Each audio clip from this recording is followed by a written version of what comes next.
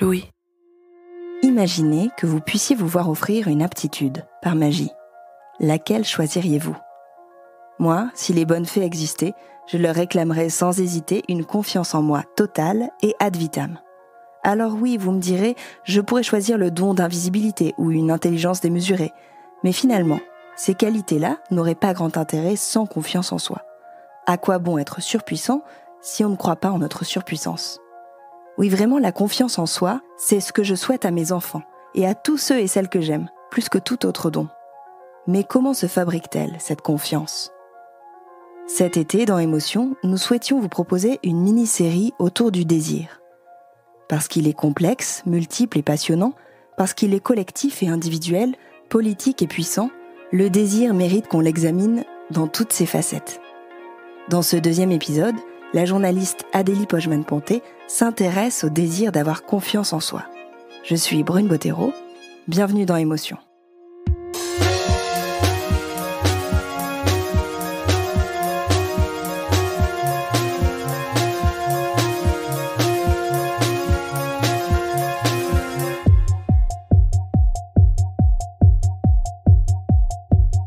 Vous arrivez dans une soirée, la pièce est dans la pénombre. Il y a de la musique et des groupes de gens en train de bavarder. Une ou deux personnes se détachent parmi les ombres. Clairement, ce sont elles qui mènent la conversation, qui disent la phrase qui fait mouche et à laquelle tout le monde rit. Quand elles parlent, on les écoute plus attentivement que les autres. Pourtant, elles ne parlent pas plus fort, elles ont juste l'air de parfaitement occuper l'espace qui est le leur. De ne pas douter de ce qu'elles vont dire, ni de ce qu'elles dégagent. Elles semblent très ancrées en elles-mêmes. Vous voyez le genre de personnes dont je parle ? Ce sont ces personnes qui dégagent quelque chose d'impalpable, une aura presque. Peut-être vous impressionnent-elles, ou peut-être vous attirent-elles. Ce qui est sûr, c'est que vous les avez repérées d'un seul coup d'œil. Ces personnes ont confiance en elles. Cette aisance qu'elles dégagent, ce naturel, ça fait envie. Vous aussi, vous aimeriez bien être entouré de ce halo autour de vous. Pourquoi certaines personnes ont confiance en elles et d'autres non ? Est-ce qu'elles ont juste eu la chance de tomber sur les gènes dorés de la confiance en eux, comme Charlie et son billet gagnant pour visiter la chocolaterie de Willy Wonka ? Est-ce qu'au contraire, elle se construit cette confiance ? Comment fait-on pour apprendre à la ressentir ?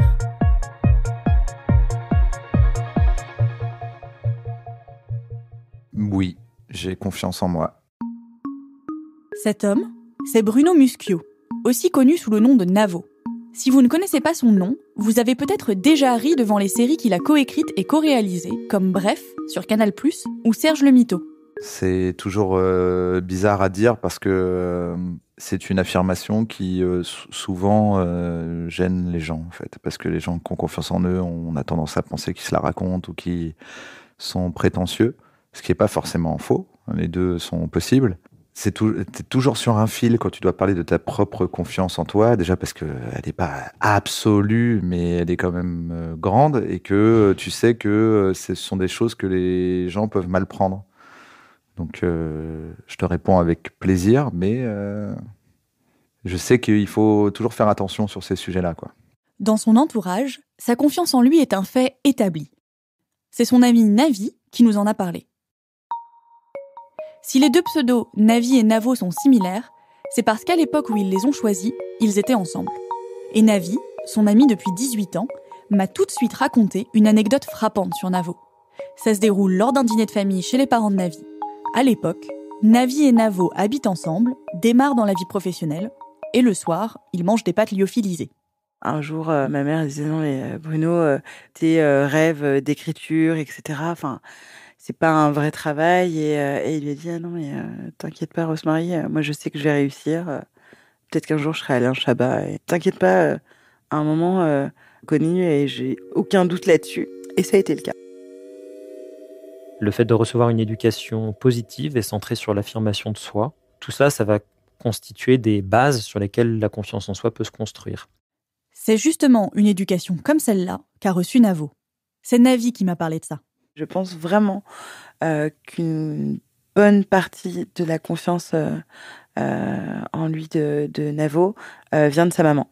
Depuis qu'il est petit, elle a mis en avant leurs forces et leurs qualités. Elle a remarqué des choses qui étaient intéressantes chez Navo et les a mises en avant dès son plus jeune âge. Et je parle de son humour, le fait qu'il soit extrêmement malin et intelligent.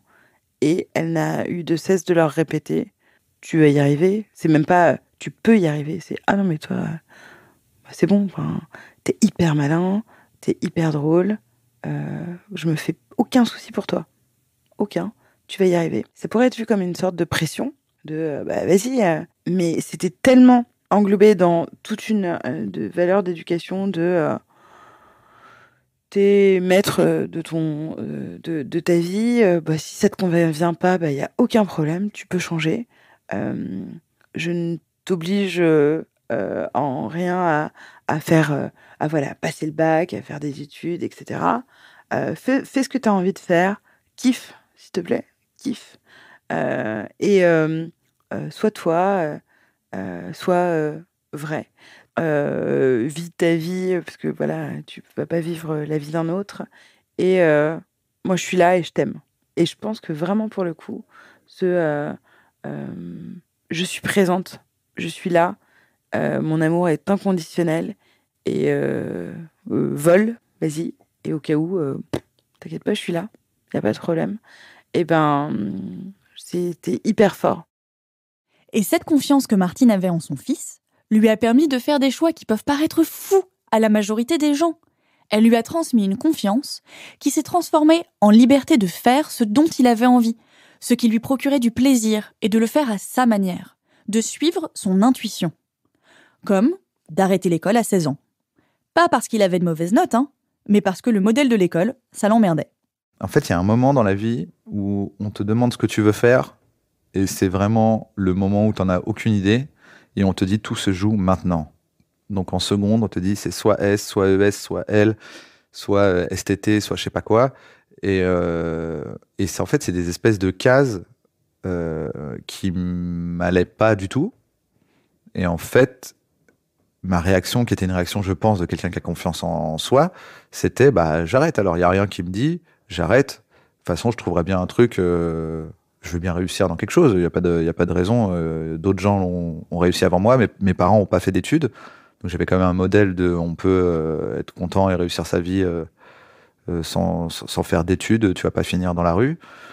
Ma mère, qui avait une confiance absolue en moi, m'a dit bon, tu vas réussir à quelque chose, mais en me disant non, mais à un moment, ça va aller, c'est tout. Va travailler, trouve un truc. Et Navo est parti travailler avec son père. Il n'a pas tout de suite su que ce qu'il voulait faire dans la vie, c'était écrire des blagues. Il a même fait du rap avec Kéron, son ami d'enfance, pendant un temps. Le déclic de l'humour, il l'a eu vers 25 ans. C'est pas tard dans l'absolu, mais ça veut dire que pendant 10 ans, il a testé des trucs sans s'inquiéter. Même si il avait l'air un peu prédestiné. Ma mère, et elle s'en vante aujourd'hui, quand je faisais des bêtises à l'école, elle disait à mes professeurs « Oui, d'accord, mais c'était rigolo quand même. Un jour, vous paierez pour aller le voir. » Voilà ce que François Vialat appelait l'éducation positive. Ça veut dire, entre autres, valoriser son enfant pour les domaines où il est doué, plutôt que de se focaliser sur ce qu'il n'arrive pas à faire. En remarquant ce pourquoi son fils était doué, en lui apprenant à faire confiance à ses compétences, Martine a appris à Navo à se connaître, à ne pas douter de ses points forts et à savoir se valoriser. Ne pas se focaliser sur ce qui ne va pas, mais sur ce qui va. Navi, qui a habité avec Navo et sa mère pendant un temps, et qui donc a vu Martine à l'œuvre, s'est énormément inspiré d'elle pour l'éducation de son fils, Lucien, qui a 6 ans. Et ça marche. Je lui fais souvent la liste de tout ce que je trouve trop cool chez lui, et pas parce que tu es mon petit garçon, etc. Je lui dis, je trouve que t'es hyper drôle quand au supermarché t'as laissé passer la dame parce que t'as vu qu'elle avait du mal à marcher. J'ai trouvé ça vachement cool ce que t'as fait, et on appelle ça de l'empathie. L'empathie, c'est important, et généralement ça je le fais avant qu'il se couche, de lui dire ça chez toi, qui n'est qu'à toi parce que c'est ta personnalité. Je trouve ça super, et j'adore ça chez toi, et ça me rend très fière. Et c'est des choses qui permettent déjà de s'endormir avec un sourire en disant c'est cool, mais c'est aussi de le valoriser en tant qu'adulte, en tant que personne en tout cas. Et c'est ce que je fais avec Lulu continuellement. Ce que Martine a réussi à développer chez Navo, en lui répétant qu'elle ne se faisait pas de soucis pour lui, qu'il allait s'en sortir quoi qu'il choisissait, et en particulier au moment où il a décidé d'arrêter l'école, c'est son locus de contrôle interne. Le locus de contrôle, c'est un nom très savant, mais en fait, ça désigne juste le lieu où vous placez le contrôle de votre vie. Locus de contrôle interne, ça veut dire que vous pensez que le contrôle de votre vie est à l'intérieur de vous. Vous en êtes maître, acteur, et vous croyez que vos actions et décisions peuvent changer votre existence et votre environnement.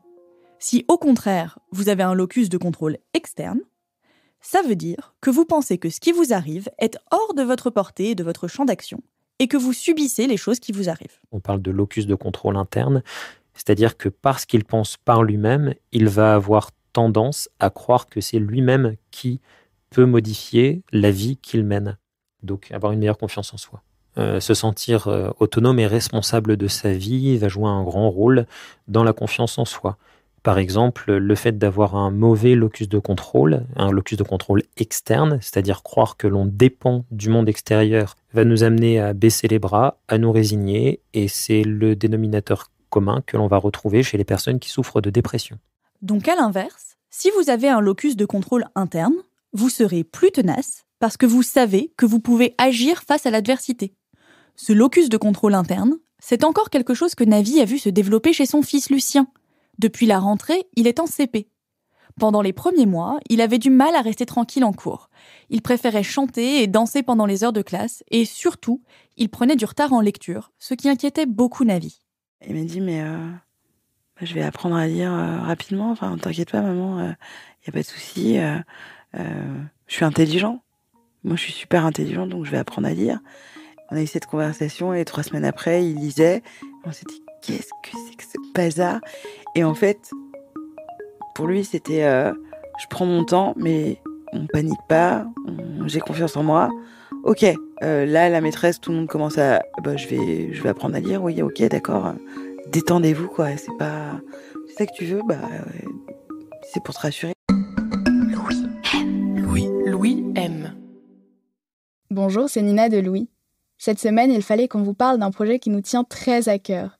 Vous vous souvenez de Stimmy, ces nouvelles audio érotiques écrites par des autrices comme Emma Baker, Joy Majdalani, ou encore l'humoriste Marina Rollman. Peut-être même les avez-vous écoutées sur l'application Storytel. Quoi qu'il en soit, vous pouvez désormais les découvrir en livre. En cette rentrée paraît notre livre Désiré, l'adaptation littéraire de Stimmy, aux éditions Iconoclaste. Dans ces nouvelles érotiques, 6 femmes suivent leurs envies. Elles veulent, elles fantasment, elles jouissent, mais avant tout, elles mènent la danse. Wendy Delorme raconte son amour pour celle qui ressemblait à un garçon. On rit d'une soirée de défaite avec Marina Rollman. Puis, on explore les désirs inassouvis pour le voisin d'en face, avec Emmanuel Richard. Louis aime et vous présente avec beaucoup d'excitation Désiré, un livre écrit par 6 autrices qui réinventent le désir au féminin, disponible dès maintenant en librairie. Bonne écoute! Les 3 concepts importants sont l'auto-efficacité, l'estime de soi et le concept de soi. L'auto-efficacité, c'est savoir qu'on est capable de faire quelque chose. Peut-être parce que vous vous êtes déjà retrouvé dans une situation similaire et que vous avez déjà réussi à accomplir cette tâche. Réussir à mettre un panier en basket, par exemple, ou tricoter une écharpe, ou faire une présentation devant vos supérieurs au travail. Ça peut être aussi parce que vous avez confiance en vos compétences et que vous êtes capable d'estimer qu'elles pourront s'appliquer à cette situation. Un autre chercheur, Jérôme Sacure, qui lui est chercheur en psychologie cognitive à l'EHESS à Paris, m'a donné un très bon exemple pour illustrer ce concept. Si vous prenez un chat qui s'apprête à sauter sur une table, manifestement, le chat ou la chatte sait si il pourra sauter sur la table, si la table est trop haute ou si il maîtrise cette chose-là. Donc en un certain sens, il a une estimation de ses propres capacités. Et on peut difficilement imaginer un animal relativement évolué qui soit incapable de faire ça. C'est essentiel en fait. Sinon, le chat sauterait au-dessus des précipices en croyant qu'il atteindrait le côté opposé et ça serait la fin du chat. Jérôme Sacure explique qu'on peut penser la confiance en soi par étage. Du niveau le plus micro, qui s'exprime par notre capacité à faire des actions et des choix au quotidien, comme décider ce qu'on va manger au restaurant par exemple, jusqu'à un niveau plus général, plus macro, qui, là, serait une confiance en soi globale. Mais pour en arriver là, il y a d'autres données qui entrent en compte. L'estime de soi d'abord. C'est un jugement de valeur, c'est la considération que je peux avoir pour moi-même. C'est une question d'authenticité par rapport à soi et aux valeurs qui nous sont propres. Ces valeurs diffèrent d'une personne à l'autre. Par exemple, si pour vous la famille c'est important, et que vous arrivez à voir suffisamment votre famille, à prendre des nouvelles, ça contribuera à nourrir votre estime de vous-même. Car vous serez en phase avec ce qui est important pour vous. Si au contraire, vous faites toujours passer votre famille après votre travail par obligation, vous risquez d'abîmer l'estime que vous avez pour vous-même. Vous aurez l'impression de vous trahir, de ne pas être la personne que vous voulez être dans le monde.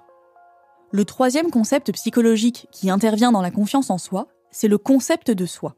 C'est quelque chose qu'on va rattacher à la mémoire autobiographique, c'est-à-dire c'est mon identité qui s'est construite dans le temps. Ça va être ce que je sais de moi. Donc, la confiance en soi, ça englobe le concept de l'auto-efficacité et ça le déborde en ajoutant des éléments de l'estime de soi et du concept de soi. La confiance en soi, c'est quoi ? C'est ce que j'imagine, que je pense, que je crois, que je sais ou que je sens que je suis capable de faire. Quand tous ces éléments théoriques, l'auto-efficacité, l'estime de soi et le concept de soi sont rassemblés, on a confiance en soi. Et si vous l'avez, cette confiance en vous, ça peut se manifester de 3 façons. Par des manières de penser, par des traits de caractère ou par des types de comportements. Ces caractéristiques sont communes à tous les gens qui ont confiance en eux. L'Université de Nevada a mené une étude en 2009 où ils étudiaient les différents facteurs qui apparaissaient chez les gens qui ont confiance en eux. On voit que ce sont des gens qui s'affirment bien, qui sont optimistes, qui sont plutôt tenaces, c'est-à-dire que face aux difficultés de la vie, ils sont capables de persévérer, qui vont avoir plutôt une représentation interne de leur contrôle sur le monde, c'est-à-dire qu'ils pensent qu'ils sont à l'origine des changements qui les entourent, qu'ils ont une influence sur les choses qui les entourent, et qui sont très capables de réguler leurs difficultés, d'adapter leurs stratégies, de réguler leurs émotions, avec une capacité à faire confiance à leurs intuitions. Ce sont aussi des gens qui n'ont pas peur de l'échec et ne le vivent pas mal, qui connaissent leurs points forts et vont vers ce qu'ils savent faire, plutôt que de s'attacher à leurs points faibles. On pourrait les comparer à des roseaux plus qu'à des chênes. Au contraire, ce sont des gens qui vont se remettre en cause, puisque pour rebondir, il faut identifier pourquoi on a échoué. Donc ce sont des gens qui gèrent très bien l'échec, qui lorsqu'ils se trouvent confrontés à un échec, vont essayer d'en tirer des leçons pour pouvoir avancer et vont considérer que l'échec est positif, comme par exemple Nelson Mandela, qui disait « Je n'échoue jamais, puisque soit je gagne, soit j'apprends ». Finalement, avoir confiance en soi, c'est peut-être moins un état général flou qu'une série d'outils ou de compétences qu'on peut apprendre, soit dans l'enfance si on a de la chance, soit plus tard avec un travail sur soi. On peut apprendre à mieux se connaître, à réguler ses émotions, à vivre mieux les échecs, à être plus optimiste, à modifier ses filtres de pensée. C'est peut-être difficile, mais c'est possible. La confiance en soi n'est pas seulement un cadeau des fées qui se seraient penchés sur votre berceau. Jérôme Sacure, le chercheur de l'EHESS, s'interroge sur notre besoin de partir en quête de confiance en nous. Selon lui, la multitude de livres de développement personnel, d'articles en tout genre et de podcasts qui cherchent à nous donner les clés de la confiance sont à remettre dans le contexte historique et culturel de notre époque. Si on donne beaucoup, voire peut-être trop, d'importance à la confiance en soi, c'est parce que c'est le fruit d'une société particulière. Ce n'est pas un absolu. La valorisation de l'autonomie depuis le siècle des Lumières et de la responsabilité, et ce mouvement général vers l'individualisme, forcément fait que chacun est conduit à se poser des questions par rapport à l'adéquation qu'il peut avoir par rapport à cet idéal d'autonomie qui est imposé par la société. Donc, si on se pose des questions par rapport à cet idéal d'autonomie, en un sens, ça crée naturellement un doute sur nos capacités à répondre à cet idéal. Et donc, ça met en question notre confiance en nous. Il me semble important de garder ces nuances en tête dans les moments de doute. Avoir confiance en soi, ce n'est pas un absolu. Ce n'est pas quelque chose qu'on doit éprouver tout le temps, ni dans toutes les situations. L'important, c'est de se focaliser sur ses projets, sans se comparer aux autres, et sur soi, avec douceur et bienveillance. La confiance en soi, c'est plusieurs registres de la joie. De la joie d'être soi, du coup ? Voilà, c'est la joie d'être soi, c'est ça. En simple.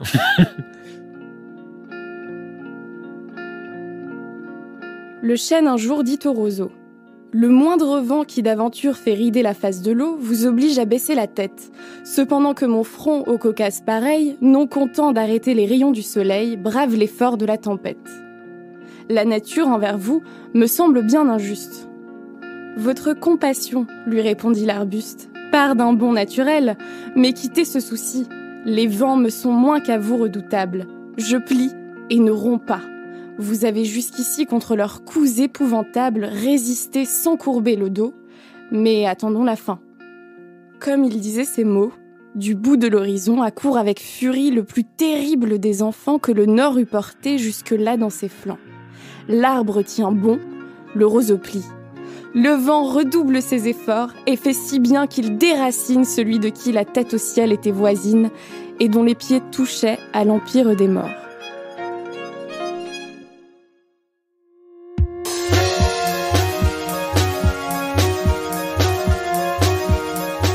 Vous venez d'écouter Émotion. Pour ne manquer aucun nouvel épisode, abonnez-vous au flux sur votre plateforme d'écoute préférée. Cet épisode est tiré d'un épisode plus long, diffusé le 18 mars 2019. Il a été écrit et tourné par la journaliste Adélie Pojman-Ponté avec la collaboration de Cyrielle Bedu. Amel Almia a aidé à la production de cet épisode, Gabriel Ramin a assuré la direction de tournage et Charlotte Pudlowski était à la rédaction en chef. La création sonore a été réalisée par Claire Cahu et Nicolas Vert. L'enregistrement et le mixage sont de Jean-Baptiste Aubonnet, assisté de Grégoire Corbran. Nicolas de Gélis a composé le générique d'Émotion. Le montage de la version courte que vous venez d'entendre a été fait par Rosalia MacArthur et réalisé par Jean-Baptiste Aubonnet. Camille Bichler était en charge de la production de cet épisode, accompagnée d'Elsa Berthaud. La supervision éditoriale et de production était assurée par Maureen Wilson. Émotion est un podcast de Louis Média, à retrouver un lundi sur 2, là où vous aimez écouter vos podcasts. Apple Podcasts, Google Podcasts, SoundCloud ou Spotify. Et puis il y a aussi tous nos autres podcasts, Travail en cours, Passage, Injustice, Fracas, Une autre histoire, Entre ou le Book Club. Bonne écoute et à bientôt.